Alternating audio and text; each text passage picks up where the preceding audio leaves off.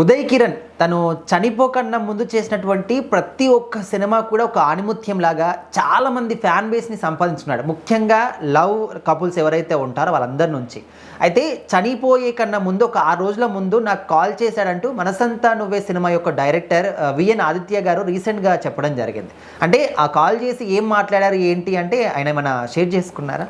ఖచ్చితంగా director VN Aditya గారు చెప్పిన మాటలు ఏంటంటే, ఉదయ్ కిరణ్ గారు అనే వ్యక్తి హీరో గారు చనిపోయే ముందు ఒక 6 రోజుల ముందు కాల్ చేశారంట. సార్ మనం ఏదన్నా సినిమా చేద్దాము, కొత్తగా ఒక ఫ్యామిలీ ఎంటర్టైనర్ చేద్దాము. సో ఈ మధ్యన అత్తారింటి దారే చూసాం కదా, సో అది చాలా అంటే చాలా బెటర్గా వచ్చింది. అంటే ఆ టైప్ ఆఫ్ సినిమాలను ఇష్టపడుతున్నారు, ఫ్యామిలీ అంత క్లాసీగా తీయాలి ఫ్యామిలీ సినిమాలు తీస్తే అనే విధంగా అయితే ఆయన చెప్పారంట ఆయనకి. సో వాళ్ళ డిస్కషన్లో అంటే అప్పటికి ఉదయ్ కిరణ్ గారు ఫేడ్ అవుట్ అయిపోయారు. సో ఒక మంచి కంబ్యాక్ కోసం చూస్తున్నారు. సో గుండా జల్లు మంది, వియ్యాల వరకు అయ్యాలు, ఇలాంటి ఫ్యామిలీ మూవీస్ మంచిగా చేశారు ఆయన. సో బట్ ఏంటంటే చూసే ఆడియన్స్ తగ్గిపోయారు ఆయనకి. సో ఎందుకో మరి ఆయన చేసిన సినిమాలు మళ్ళీ లాస్ట్కి జై శ్రీరామ్ అని ఒక యాక్షన్ ఫిల్మ్ తీశాడు, అదైతే అసలు ఎవరో చూడలేదు.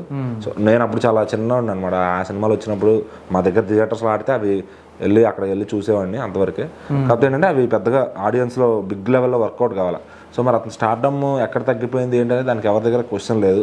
సో రకరకాల రూమర్స్ ఉంటాయి కానీ అవన్నీ నమ్మడానికి కూడా లేదు. ఎందుకంటే నిజంగా ఫ్యాన్స్ అనేవాళ్ళు ఉంటే, ఇప్పుడు నవీన్ పోల్శెట్టి ఉన్నాడు రీసెంట్గా, ఆయన సినిమాని అందరూ చూస్తున్నారుగా వస్తుంటే.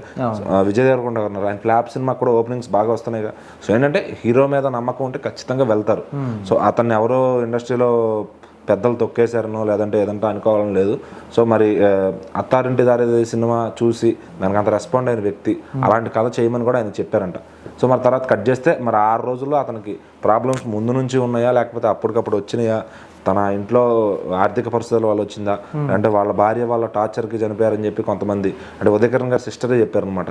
మరి రీసెంట్గా ఉదయ్ కిరణ్ గారి సిస్టర్ వాళ్ళ పిల్లలు అంతా కూడా మనసంతా నువ్వే రిలీజ్కి వెళ్తే అలా ఈ సినిమా డైరెక్టర్ గారి నుంచి కొన్ని మాటలు అలా వచ్చాయన్నమాట.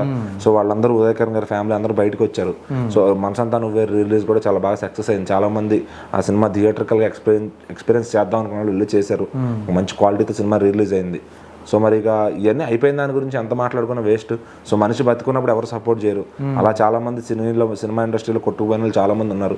సో మరి ఉదయ్ కిరణ్ లాంటి ఒక స్టార్ హీరో మెటీరియల్ ఆయన అలా అయిపోతాడని కూడా ఎవరు ఎక్స్పెక్ట్ చేయలేదు. సో దాని గురించి ప్రతి సంవత్సరం ఆయన గుర్తు చేసుకుని స్మృతులు గుర్తు చేసుకుంటారు తప్ప సోషల్ మీడియా ఎవరు వాళ్ళ కుటుంబాన్ని బాగు చేసేది లేదు, మళ్ళీ ఆయన వెనక్కి తీసుకొచ్చేది లేదనమాట.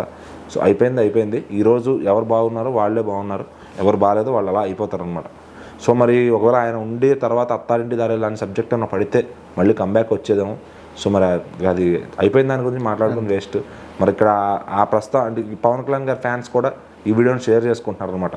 సో చాలా మందిలో ఒక అపోహ ఉంది, మెగా ఫ్యామిలీ వల్లే డౌన్ అయిపోయాడు ఆయన, సో ఏదో తగ్గించేశారని చెప్పి. మరి అలాంటి వ్యక్తి ఇలాంటి మాటలు మాట్లాడరు కదా, వాళ్ళ వల్ల అయ్యి ఉంటే కనుక. సో ఆయన పర్సనల్ ప్రాబ్లమ్స్ తెలియకుండా ఇట్లా వాగాలనుకునే వాళ్ళు చాలామంది వాగుతుంటారు అనమాట.